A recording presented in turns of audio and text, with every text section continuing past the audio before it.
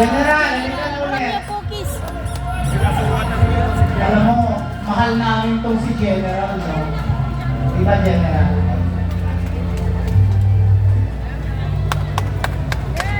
Asan yung sa akin eh?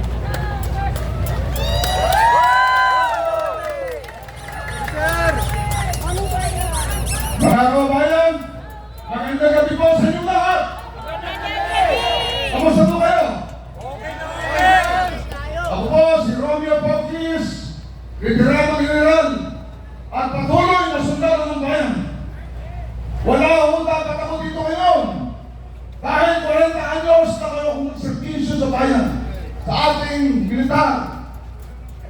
Pero alam naman natin na ang ating bayan ay lumuluha at nagturusa. Narito tayo ngayon para ipahayag ang dating pahayag sa mga taong namumuno sa atin. Ang United People's Initiative po ay binuo natin dahil sa mga nangyayari sa bayan na katulad dito. Kaya ang United People's Initiative ay nagsusulong ng mga dikain para sa kabutihan ng ating bayan. Meron mga nagsasabi sa akin na ako po daw ay nagbuo nito dahil ito ay may political na intensyon. Ang United People's Initiative po ay isang movement, isang kilusan na non-partisan, non-political, non-violent at sumusunod sa ating batas. Inasuhan po ako na sa akin ni General Garcia dahil sa pagdalahat ko ng katotohanan. Wala po sa akin yun. Ang tao ko akong makasuhan, ang tao akong makulong, ang tao akong patayin. Inialay ko ang buhay ko sa ating bayan. Sinasabi nila, ako daw po ay Duterte. Ginagawa po natin itong mga protestang ito dahil gusto natin umupo ang presidente, si Vice President Duterte. Totoo po, tumulong po ako sa kampanya ni President Duterte noong 2015. Kasama po ako bumuo ng alyansang ALTAB, Alyansang Duterte Bongbong. Hindi ho Alyansang Duterte Cayetano, Alyansang Duterte Bongbong Marcos noong 2016 election. Noong 2022 election, itong nakarang eleksyon sa presidente. Mga kaibigan ko po, mga sibilyan, mga military, mga volunteers po, binuo namin ang BBM 2.0 sa kanyang kampanya. Agosto pa lang po ng 2015, nag-umpisa na kami mag-organisa. Nagkaroon ng mga programa. BBM 2.0 para sa kampanya ni BBM sa 2026 at 2022. Wala pa siyang katandem noon. Noong nag-decide si Inday Sara na makipagtambal sa kanya, ang aming grupo, tinawag namin BBM Sara 2.0. Kaya sinasabi lang Duterte o hindi ho. Ang ginagawa natin o dito, wala akong kasamang politika. Kaya ho ang UPI, pinatunayan po namin doon maraming beses. Katunayan po, minsan lang po kami nakita ni BB Sara noong kampanya ni President ni Mayor Rodrigo Duterte noong 2015. Hindi ho kami nag-uusap, dito ho kami nakita. Mag-check nila yan sa technology ngayon. Kaya itong ginagawa ng UPI, hindi po ito, ako kasi po ito. Kasi nakikita natin, nararamdaman natin na nagturo sa tumatangis sa ating bayan nang hihingi sa atin ng saklolo at kalinga. Samantalang marami sa atin ng lugmok sa kahirapan. Maraming walang makain na gugutom. Maraming nananamatay, nanululog sa baha. Nasisira ng panagin. Nawawalan ng hanap buhay. Itong mga perang ng pambayan, ginagamit nila sa kanilang pansarili. Ninanakaw nila ang pera natin na sana yung mga pera na yun ay para sa kabutihan ng mga mamamayan. Lalo na sa ating mga mahihirap na kababayan. Ngayon, nung una, nung September 21, nagkaroon ho kami ng rally dito sa Gate 4 sa Capitano. Ipinagpapawal po namin ho ang Marcos resign. sa mga nananalita. Meron ho mga grupo na umalis. Meron ho mga speakers namin na umalis. Ayaw po namin ganito kasi ayaw namin mahaluan ng politika. Pero ngayon, napatunayan natin na hindi lang yung mga congressman na involved sa malaking, matinding korupsyon na ito. Napatunayan natin na ang Pangulo mismo ay involved dito. Yung 2025 National Expenditure Program, nag-submit siya ng pondo sa Kongreso ayon sa batas. Yung AAP Modernization Program pa lang, 50 billion ang kanyang President's Budget, ang katawag, doon sa NEF o National Expenditure Program.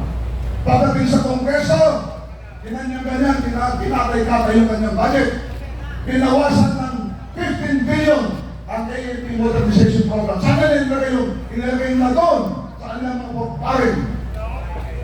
Sinasabi ng Supreme Court, bawal na po ang porparin, pero ginagawa pa rin po nila. Yung ating mga sundalo, pulis, mga teacher, kasama doon sa programa ng budget, ang Pension and Gratuity Fund.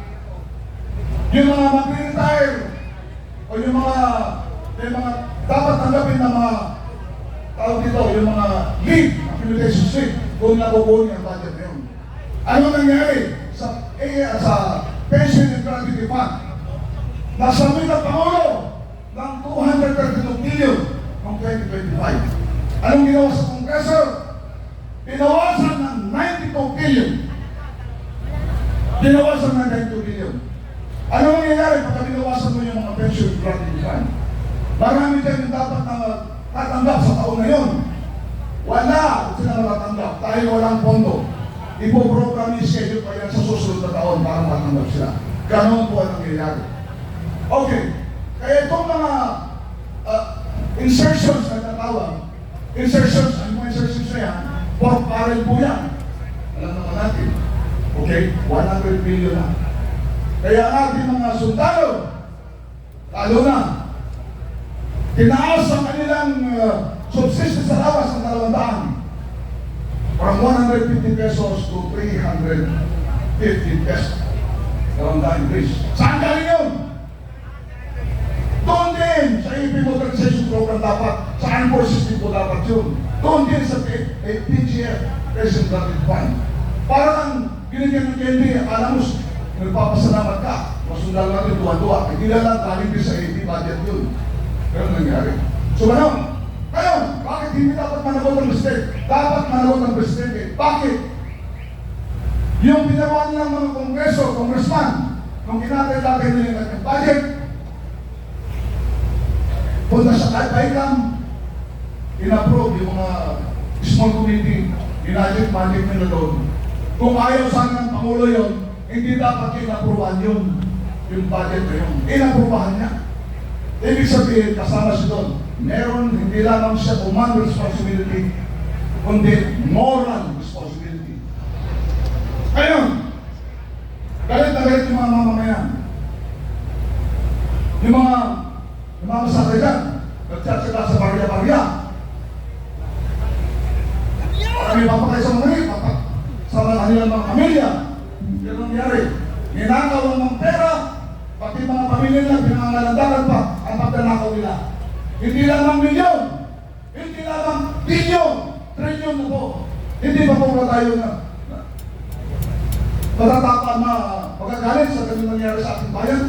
Bahan ba natin talaga ang ating bayan? Ito ba yung nangyayari sa atin? Kailangan ito, ayun mga kabayan, panahon na. Panahon na para ipahiwatig, hindi na natin ipahiwatig, isigaw natin. Hindi naman ating pagkamuhi sa nangyayari sa ating bayan, kundi na ating vote at galit sa mga ganito, mga mantarantong. Mga tao, pinagkatiwalaan natin, pero ang halip na tayo tulungan, ginawa nilang pang sarili hanggang mga budget na para sa atin. Ginawa nilang palambigasan ang laban ng bayan para sa kanilang pamilya, para sa kanilang sarili. Kaya mga kababayan, panahon na. Ang sabi ng ating Pangulong Marcos, sabi niya, kung hindi ako Pangulo, sasama daw siya sa mga mag-protest rally na ganito. Okay? Narinig niyo ba yun? Ano gusto niyo gawin? Papuntahin natin siya dito o para sumama sa atin mag-protesta? O mag-resign muna siya para makasama siya para hindi siya presidente? Makasama sa atin. Kasi sabi niya, kung hindi siya presidente, sasama siya sa atin sa protesta. Okay. Ngayon, tayo lahat ay ginagarantiyan ng ating konstitusyon na ipahayag ang ating grievances, ang ating hinanakit sa gobyerno. Ginagarantiyan mo yung konstitusyon, sinasabi ng mga nauna ng salita. Kasuhan na tayo kasuhan. Pati yung Marcos resignate, bawal na raw po, kasuhan na raw po. Mananakot lang po yun. Okay, maniwala doon. Ngayon, yung mga kapulisan, yung mga military, hindi naman kayo presidente. So kayo, inaanyayahan namin na sumama dito para sa protestaran nito.